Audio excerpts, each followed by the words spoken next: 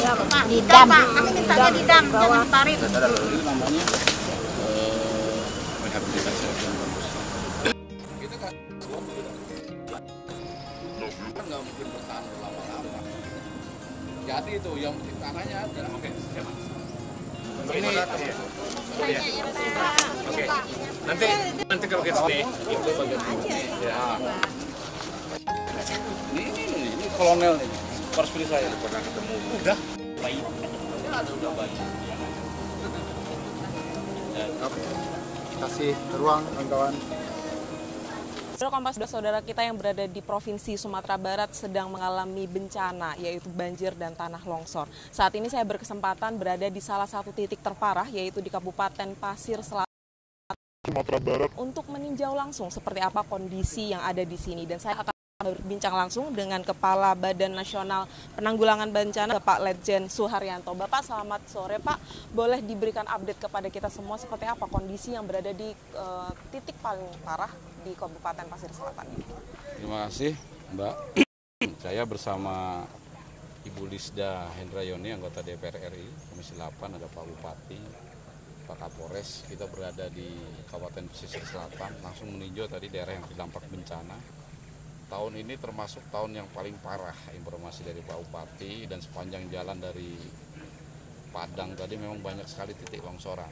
Dan di sini yang paling parah karena ada 27 yang meninggal dunia, yang baru ditemukan, alhamdulillah berarti ada 4 yang masih belum ditemukan. Sekarang masih terus dilaksanakan pencarian, pertolongan, mudah-mudahan dalam waktu dekat bisa ditemukan. Meskipun sudah hari kelima ini Pak Bupati ya, kita dalam mencari korban itu ada golden time ya, 7 kali 24 jam. Nah, nanti apabila mudah-mudahan bisa ditemukan, kalau tidak kita akan koordinasi ulang. Kemudian yang pengungsi semula beberapa ratus orang ini dipusatkan di beberapa titik, tapi per hari ini sebagian sudah kembali ke rumah masing-masing, dan hari ini kami tadi melihat sebagian masyarakat sedang membersihkan rumahnya masing-masing. Kebutuhan dasar dari pemerintah pusat juga membantu ya, dari mulai makan, minum, pakaian. Kemudian tadi koordinasi dengan Pak Bupati, jangka menengah panjangnya sudah kita laksanakan secara langsung intensif. Memang dibutuhkan untuk awal ini adalah dari Pak Bupati makan, minum sudah terpenuhi, hanya ada beberapa kebutuhan tambahan. Ada susu, protein, pakaian bayi. Pakaian katanya pengungsi banyak yang melekat di badan, berarti kita juga harus dorong pakaian dewasa, pakaian perempuan, pakaian anak-anak, termasuk juga alat kebersihan wanita seperti pampers, pembalut, dan lain-lain akan kita dorong terus. Setelah tanggap darurat, kita juga bekerja sama dengan PUPR, infrastruktur yang segera diperbaiki, ada beberapa jembatan yang putus, kemudian ada jalan-jalan yang rusak, ini segera diperbaiki. Tapi relatif jalan yang menghubungkan Kabupaten Pesisir Selatan dengan Padang saat kejadian putus ya, ini sekarang sudah berhasil disambungkan kembali sehingga lintas sudah berjalan kembali. Ada titik-titik masyarakat yang semula juga terisolasi, sekarang dengan kendaraan roda 2 menurut penjelasan Pak Kapolres pun sudah bisa direlatif. Secara umum bisa berjalan dengan baik untuk penanganan tanggap darurat. Pak Suharyanto tadi cukup keras terkait dengan distribusi bantuan kepada masyarakat, harus sampai. Apa sebenarnya pesan yang poin utama yang ingin disampaikan dan menjadi strategi utama untuk penanggulangan? Ya, bencana kan tidak bisa dihindari, ya. Apalagi dengan musim hujan seperti ini, ya tentu saja negara kita sangat luas, ya.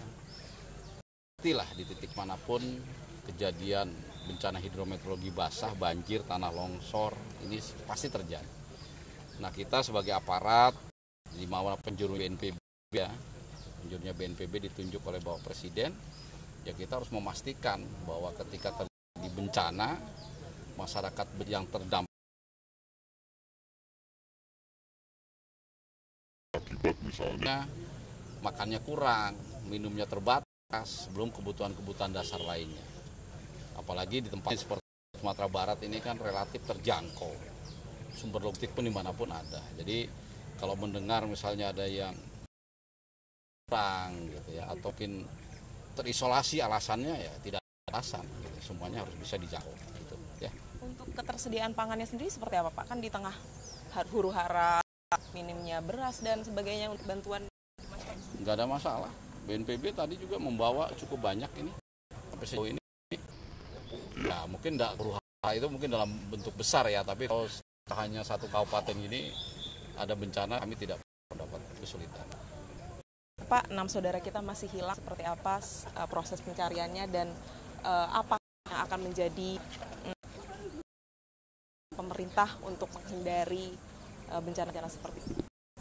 Korban yang 23 ditemukan, ada mekanisme khusus ya, ada hak-hak yang melekat pada keluarga korban, santunan, nanti bisa ditanyakan yang spesifik dari Kementerian Sosial mungkin. Nah yang 4 ya, bukan 6, 27 ketemu 3, berarti ada 4 ya. 4 ini ya tadi saya katakan, kita sedang berusaha terus mencari ini. TNI, Polri, Sarna, semua lagi mencari sampai satu titik ditemukan atau tidak.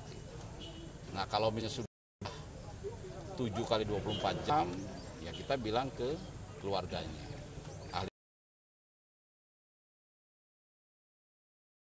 Biasanya dari pihak ahli waris pun tidak ingin berlarut-larut lah. Apalagi dalam situasi bencana ya. Ini bencana longsor. Bapak bisa bayangkan tanah yang begitu besar mas gitu ya. Tentu saja tidak mudah mencarinya, tidak semudah barang yang jatuh hilang begitu kan. Nah itu juga menjadi perhatian kita. Tapi semangat itu ditemukan. Contoh lagi, di dalam salah satu bencana tertimbun longsor. Yang punya rumah, ahli warisnya bilang saya mau sampai dasarnya, lantainya rumah saya itu ketemu, dapat, baru saya pas ditemukan atau tidak. Petugas cari sampai permintaan ahli waris atau keluarga yang ditinggalkan itu betul-betul dipenuhi. Gitu. Kepala BNPB Letjen Suharyanto, terima kasih banyak Pak. Selamat melanjutkan aktivitas Pak. Akan memberikan bantuan ya Pak setelah ini? Ya, dari jalan belum terus sambil diskusi sama masyarakat. Ya. Ya Bapak, Bu Isda silakan. Nanti di lain kesempatan saya tutup dulu ya Pak Bupati, Bu DPR. Ya, itu saudara Kompas TV, Kepala BNPB sedang melakukan pemberian bantuan kepada masyarakat, melakukan peninjauan. Saya akan sedikit menunjukkan kepada Anda seperti apa kondisi di sini. Saat ini memang rumah warga saat ini belum bisa ditempati karena masih dalam proses bersihkan dan terdampak juga dari banjir dan longsor terjadi pada hari Jumat 8 Maret 2024 kemarin. Ada 4 orang yang masih hilang, proses pencarian masih terus dilakukan dan pemberian bantuan kepada masyarakat terutama yang mereka kehilangan masih terus dilakukan. Kita doakan saja semoga proses pemberian bantuan ini terus bisa dilakukan dan keempat saudara kita bisa ditemukan. Fania Rizky, Yanuar Ruslim, Kabupaten Pesisir Selatan, Sumatera Barat.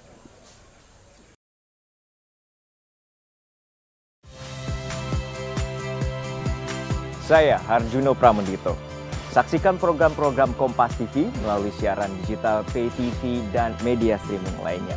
Kompas TV, independen, terpercaya.